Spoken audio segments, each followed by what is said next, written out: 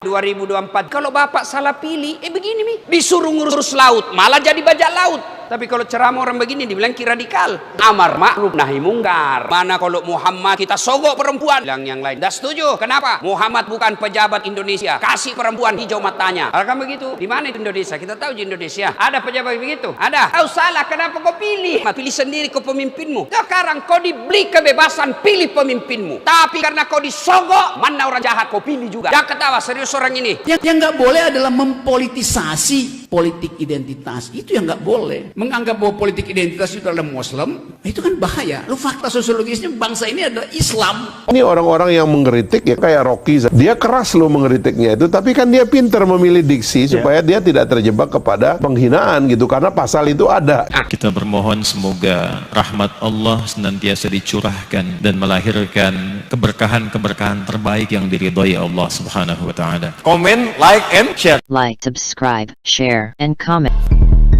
Orang Islam harus berpolitik supaya ruang-ruang politik ini tidak menjauh dari maqasidus syariah. Yang manis namanya Mas Anies, yang tegar namanya Mas Ganjar, legowo pasti Pak Prabowo, jangan lupa bangga sama Erlangga.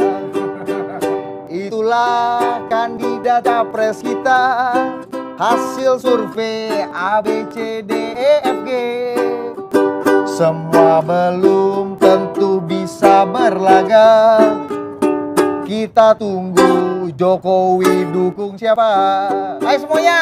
Yang manis namanya Mas Anies, yang tegar namanya Mas Ganjar.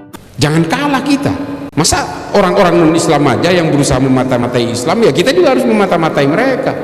Bukan apa? Supaya kita betul-betul tidak terlibat dalam perpecahan-perpecahan kemanusiaan. Itu aja tujuan saya. Kita tidak boleh saling mencaci maki karena perbedaan. Semua ajaran ini kan mengaku paling otentik, Pak. Orang NU ngaku paling otentik. Wah, Wahabi Salafi apalagi, Salafus Soleh ini. Wah, paling orisinil ini, kalian ini kan udah tercemar semua ini. Kan begitu. NU apalagi ziarah kubur ini, wah terpengaruh Hindu ini. Semua mengaku paling otentik. Padahal kita semua ini kan beragama karena katanya kan. Semua katanya ini. Tapi kemudian basis dasar dari semua agama inilah yang harus kita usung, sanad-sanad keilmuan dari para ulama, Nahdlatul Ulama, yang lebih mengetengahkan kerendah hatian, tawaddu, menghargai kemanusiaan dan kedamaian. Ini yang harus kita usung, Pak, karena tujuan agama itu. Nggak mungkin agama ini dibuat oleh Allah, berbagai agama ini dibuat oleh Allah supaya kita saling membinasakan satu sama lain. Brutal sekali. Allah yang nggak sekejam itulah. Ini loh yang kadang-kadang kita salah paham. Ini kelompok-kelompok teroris ini kan merasa setiap orang yang berbeda harus dibinasakan. Kalau menolak mereka ini untuk sama dengan saya, untuk mempercepat apa? Binasakan aja, kan gitu. Semua orang kafir yang menurut mereka meskipun sama-sama Islam, mereka dianggap kafir karena berbeda. Ya udah, kalau nggak mau sama dengan kita, bunuh aja deh. Sampai kapan kuatnya? Seluruh dunia ini kan berbeda-beda. Islam ada firqah-firqahnya, dan kita semua ini kan penganut tafsir-tafsir, bukan penganut agama kita ini. Iya kan? Kita ini penganut tafsir-tafsir. Saya semalam bahas dengan Buya Syakur Yasin. Kita ini semua penganut tafsir. Kalau ditanya agamanya apa, Islam, NU apa Muhammadiyah, tafsir lagi. Mazhabnya apa, Syafi'i, Hambali, Hanafi, Maliki, tafsir lagi. Manhajnya apa, Sunni, Ahlussunnah wal Jamaah, Wahabi, Salafi, ini tafsir lagi.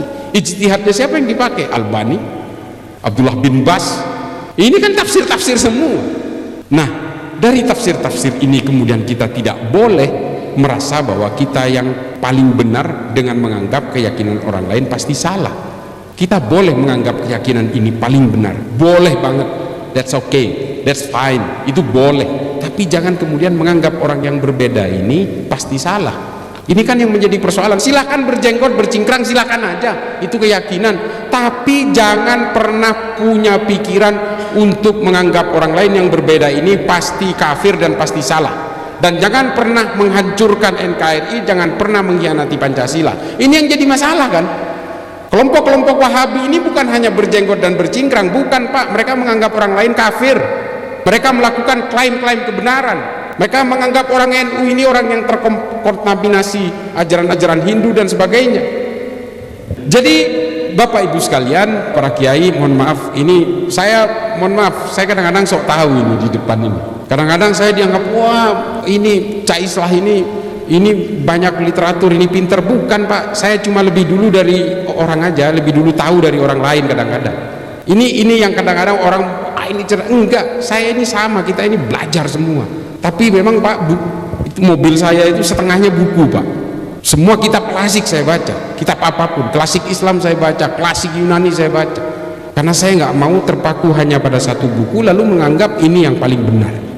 Saya juga pernah terpapar Wahabi Pak. Saya pernah mengkafirkan Gus Dur. Gus Dur saya anggap sebagai antek-Zionis. Pernah waktu kuliah karena membaca Ma'alim fil Thoriq dan fi Dhilalil Qur'annya Said Qutb. Saya juga membaca Jahiliyatul Qarnin Islamnya Muhammad Qutb. Saya baca semua. Jihadiyah Tarbiyahnya Muhammad Azam saya baca. Sehingga apa? Semua orang ini menjadi musuh saya. Saya enak sekali ngelihat logo NU itu. Saya sempat seperti itu. Ini apa? Ini ada tambangnya. Ini memang mau ngegeret apa? Betul, saya mengkhianati pemikiran-pemikiran ulama terdahulu, termasuk kakek saya hianati. Tapi kemudian saya berpikir, ya Allah, kalau saya ini terus begini, saya akan menjadi robot orang lain. Saya membaca buku sebanyak-banyaknya hingga akhirnya saya menulis salah satu buku saya yang pertama yang diterbitkan di Indonesia, namanya Islam dan HAM dalam Pandangan Nurholis Majid. Di situ saya betul-betul mempelajari pemikiran Nurholis Majid, Fazlur Rahman, Buya Syafi'i Ma'arif, Gus Dur dan sebagainya, sehingga otak saya terbuka. Saya menulis buku sudah 3 Pak. Yang satu Sidewalk of Manhattan, ini terbitnya di Kanada, di Ontario. Yang kedua adalah Islam dan HAM dalam Pandangan Nurholis Majid. Yang ketiga adalah Intoleransi dan Radikalisme, Kuda Troya Politik dan Agama. Ini semua bisa dilihat di Gramedia. Bukan promosi, enggak, karena kalau beli ya Gramedia juga yang kaya, saya biasa aja. Nah, ini yang ingin saya sampaikan kepada bapak-bapak ibu sekalian, para kiai, para ulama, para asatid.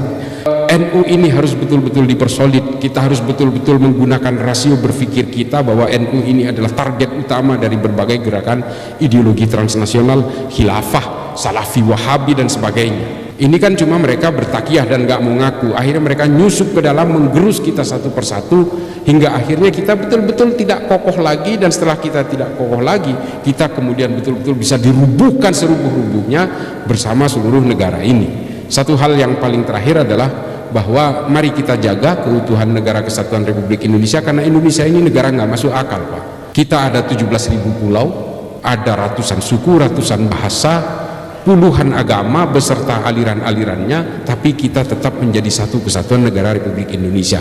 Kalau kita ada di Arab Pak, kita udah pecah menjadi 20 negara. Kalau kita ada di Eropa mungkin jadi 15 negara. Tapi kita ini betul-betul menjadi satu kesatuan. Ini yang harus kita selamatkan, kita pertahankan untuk NKRI, Pancasila, dan tentu saja untuk perekat dari semua perbedaan ini, kita dalam satu entitas yang bernama Nahdlatul Ulama. Akhiran, ihdinas siratal mustaqim, wallahul muwafiq ila aqwamit thoriq. Wassalamualaikum warahmatullahi taala wabarakatuh.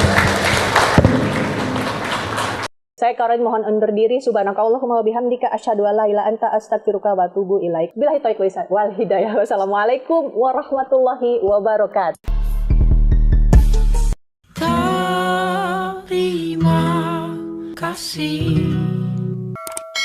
Terima kasih. Wassalamualaikum warahmatullahi wabarakatuh.